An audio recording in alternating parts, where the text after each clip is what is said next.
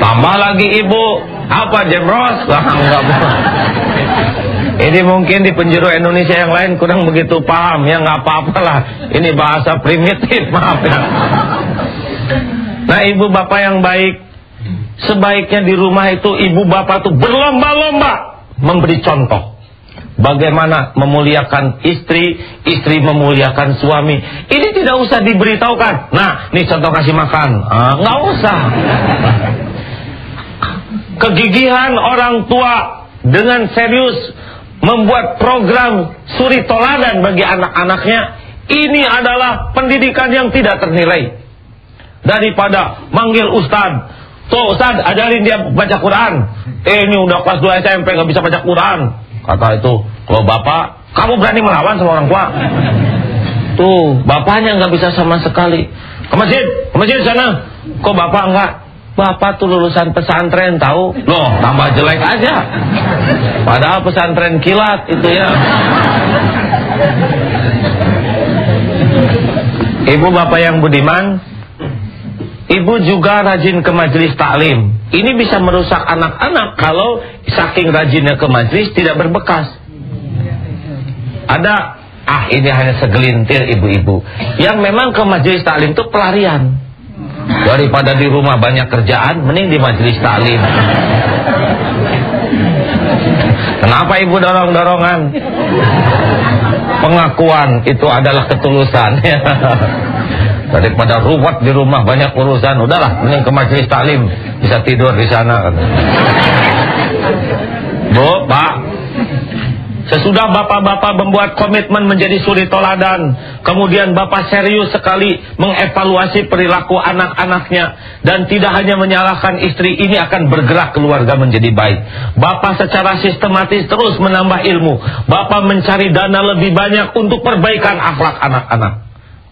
Ibu juga yang ada waktu luang cepat nuntut ilmu ke sana sini, ini untuk menyuplai bapak dengan baik. Yang bapak waktunya terbatas, suplai oleh ibu. Tapi suplai yang paling penting dari majelis taklim adalah perubahan akhlak kita. Jangan si papa datang-datang udah nyalahin, ketahuan lo ya, papa ini lincah lagi. Mana ada laki-laki adil. Tadi ustadzah juga udah ngomong, kamu mah ngaji teh jadi menuntut begini. Ibu yang baik, sebaik-baik ilmu adalah ilmu yang jadi amal. Sebaik-baik amal adalah amal yang ikhlas. Kalau ibu pulang dengan kegigihan memperbaiki terus, saya ini makin tua, saya nggak bisa bertarung dengan yang muda dengan mengandalkan penampilan. Saya harus terus memperbaiki kejelitaan pribadi saya. Ini serius, Bu. Kaum laki-laki ini rata-rata punya mata. Oh iya, itu kan betul. Memang ada kecenderungan kami itu ya, kalau lihat yang muda teh suka kilek gitu matanya. Itu mata kasar. Tapi kalau mata hati nggak bisa dibeli oleh kecantikan, Bu. Saya atas nama perwakilan kaum laki-laki tidak bisa dipungkiri, memang kita ini mata kadang harus dijaga. Tapi kalau mata hati hanya bisa dibeli oleh keikhlasan, oleh keindahan pribadi. Maka ibu tidak usah pesimis, walaupun bertambah tua, tidak seperti waktu muda dulu. Ibu masih punya peluang, ada mendapatkan hati di hati suami dan anak-anak kalau akhlak ibu seperti ini. Pernikahan bukan masalah jebrut-jebrut menikah begitu saja. Mau apa saya menikah? Saya ingin sekali memiliki keluarga yang bisa memuliakan ibu bapak saya, memuliakan keluarga. Saya ingin punya rumah tangga yang produktif manfaat bagi lingkungan sekitar. Saya ingin punya rumah tangga yang anak-anak kami itu nanti lebih baik daripada kami, bisa menjadi cahaya bagi umat, menjadi pilar bagi bangsa. Saya akan berjuang keras menafkahkan hidup saya agar generasi sesudah saya dia bisa menjadi orang-orang yang membawa manfaat besar. Kita mati besok lusa, tapi nanti hidup ilmu kita oleh anak-anak kita. Perkara hanya punya anak itu gampang. Maksudnya kalau Allah mau jadilah, ya. Tapi perkara anak lebih baik dari kita. Nah, apa yang diinginkan pada anak, mulailah ada pada diri. Ingin anak rajin, jadilah bapak yang rajin. Ingin anak disiplin, jadilah bapak disiplin. Ingin anak ramah dan lembut, kita lembut. Apa yang kita inginkan pada orang lain, mati-matian adakan pada diri kita.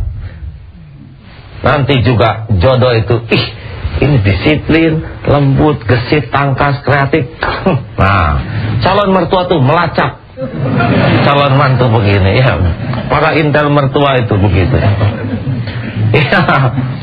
Makanya apa yang diinginkan ada pada keluarga, adakan pada diri sepanjang nilai positif, ya. Memang yang tadi diceritakan tuh yang ideal, tapi dalam kenyataan tidak selalu seideal yang diharapkan. Tapi kalau udah jreng, maksudnya jreng itu udah jadi nikah, kita aduh, sekarang saya tahu ilmunya. Dulu masih akang ini teh memang idaman. Pas udah nikah ketahuan belangnya. Kebetulan di sini ada belang bekas itu, ya. Oh, dulu kan waktu milih ngandelin cinta, tapi sesudah nikah kita tahu ilmu bahwa nggak cukup ternyata begini. Jangan patah semangat, jangan putus asa, karena semua masih berpeluang berubah. Kelebihan suami kita hormati sebagai karunia Allah memperbaiki kita. Kekurangan suami kita hormati sebagai ladang amal bagi kita untuk memperbaikinya. Ibu tidak akan pernah rugi menolong suami memperbaiki diri. Tapi dia nggak robah-robah. Padahal saya udah nasehatin. Udah berapa lama? Udah 2 minggu. Baru 2 minggu. Kita ajakan tobatnya 2 hari yang lalu, ya. Rahasia terpenting untuk bisa membuat suami berubah adalah perbaiki diri. Sampai suami itu merasa aman kepada istri. Istri apalagi istri penghasilan lebih daripada suami, hati-hati. Tanpa sengaja, tanpa kita inginkan, suami udah merasa punya tekanan sendiri. Nah, kita terus evaluasi diri sampai si suami itu merasa otoritasnya masih dihormati, ya. Walaupun kita lebih pintar, lebih banyak ilmu, lebih banyak rezeki, tawadu. Kalau itu disukai nanti, subhanallah. Perbaiki diri terus menerus, walaupun tidak dikatakan, ini kerekam oleh mata, telinga, hati suami.